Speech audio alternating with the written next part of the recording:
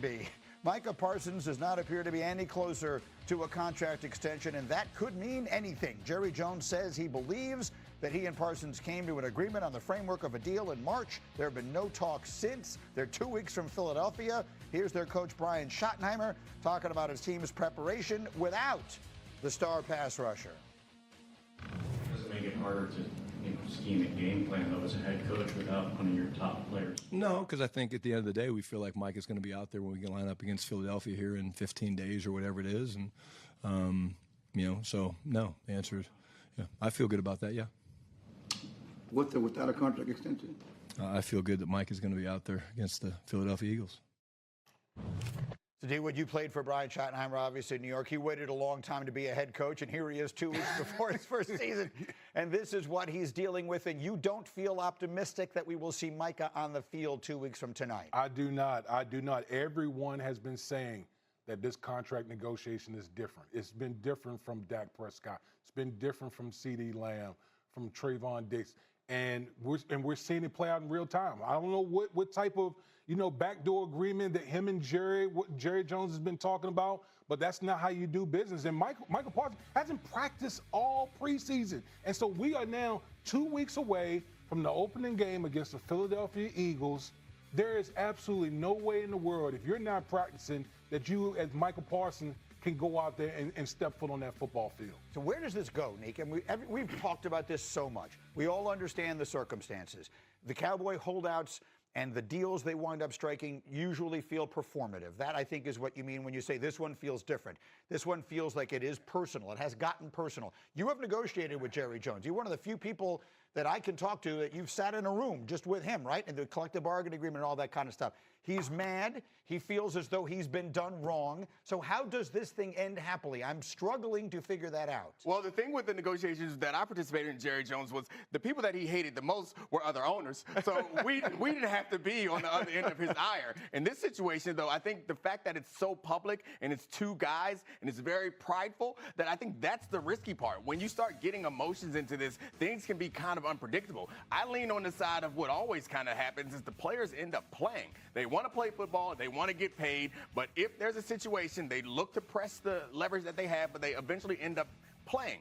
I'm not sure anymore. I think I would lean slightly more towards playing, but I think because it's so public and we're all talking about it, and also a big factor is we're all on Micah's side. Right. That's one thing that I realized through the CBA negotiations, that everybody's tough until you get to the 11th hour and your friends and family and fans are telling you you're wrong, you're selfish, you're this, you're that. Right now, everyone around Micah and all of us are like, what is Jerry doing? Micah's a hero if he doesn't show up and he sticks it to Jerry Jones. I mean, the fans are yelling, sign Micah, right, even while the Jerry's fans of the talking, team, all that kind of stuff. How do you see this situation? It reminds me, obviously, different player, different year, different team, but it's kind of like the Le'Veon Bell situation a little bit, just in terms of two sides being so dug in and neither one giving in. It obviously did not end well for Le'Veon Bell, and his whole career ends up being derailed after that. I don't think that's what's going to happen here with Micah Parsons.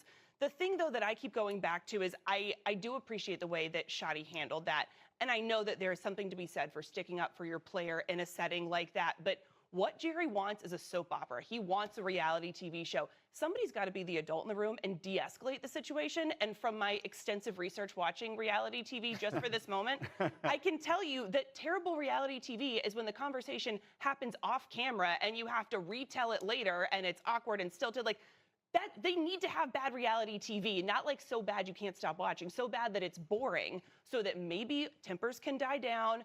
Micah wants to play. Jerry wants good players.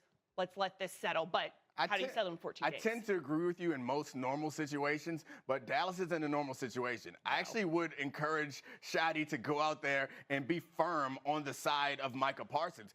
It's unique in Dallas that everyone kind of feels like all the coaches under Jerry Jones kind of feel like puppets and not like they're in charge and like they don't want to distance themselves from Jerry Jones in any way. I think he has an opportunity right now to establish himself on that team as someone who cares about winning and cares about the players. Whatever's happened over there, this may be his only shot. This may be his only shot. Right. I think getting the best situation to have success, after that, nothing else matters. Maybe you go somewhere else, maybe you do something and Jerry doesn't want to keep you, but you need to establish that you're with the guys. You're not over here with the foolishness. I've just been told that Jerry Jones appeared this morning on Fox and addressed this situation. So we're all going to hear this together for the first time. This is Jerry Jones this morning addressing the Micha Parsons situation on Fox. How close are you to getting a deal with him? Mike is a great player, not a good player, but a great player.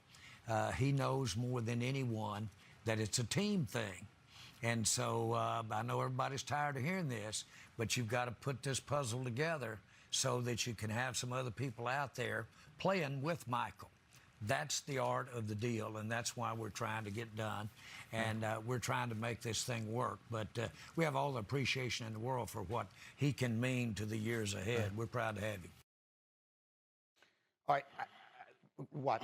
I mean, so he's making it sound in that, I mean, I like to write down the words that people say, because sometimes without meaning to, they say things they didn't mean to say.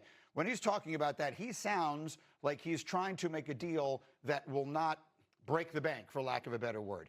This is the same owner. I mean, this just has to be said. This is the same owner who drags out all of these other negotiations and acknowledges he does it for performative reasons because he likes the controversy. He likes the conversation that it creates. He likes leading shows like this one and that one and who knows whatever other shows are talking about the Dallas Cowboys. And so that's why he wound up paying CeeDee Lamb more and can't fit in someone else. And that's why he paid Dak Prescott more and can't fit in someone else. So the things he's saying, the way he's trying to explain this actually flies in the face of the way he has handled practically every major negotiation we have watched them have. I assume that he was on there for other reasons than they asked this question. Yeah. But it's not helping.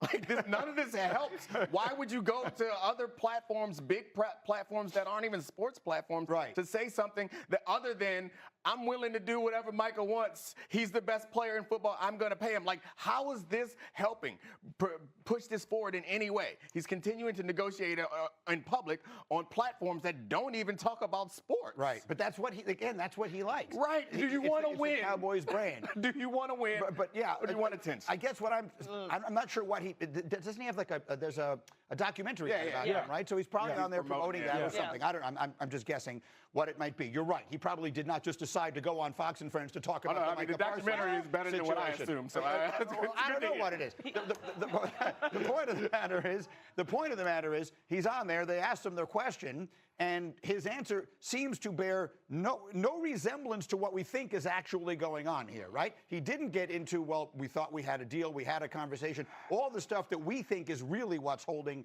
this contract negotiation up. Yeah, like, I don't know what the hell Jerry Jones is doing, to be honest with you, because basically in that interview, you're sending a message like, Michael, we need you to take one for the team. You think Michael Parsons is going to take a damn thing for the team when he's seen Dak Prescott become the highest paid player in football, CeeDee Lamb get broke off? Like, Michael Parsons is looking at the survey in the landscape and was like, why do I need to take less? Like, literally, like, I'm the perfect guy to break the bank. I'm 25, 26 years old. Right. I'm one of the best players in football. Like, I play a marquee position.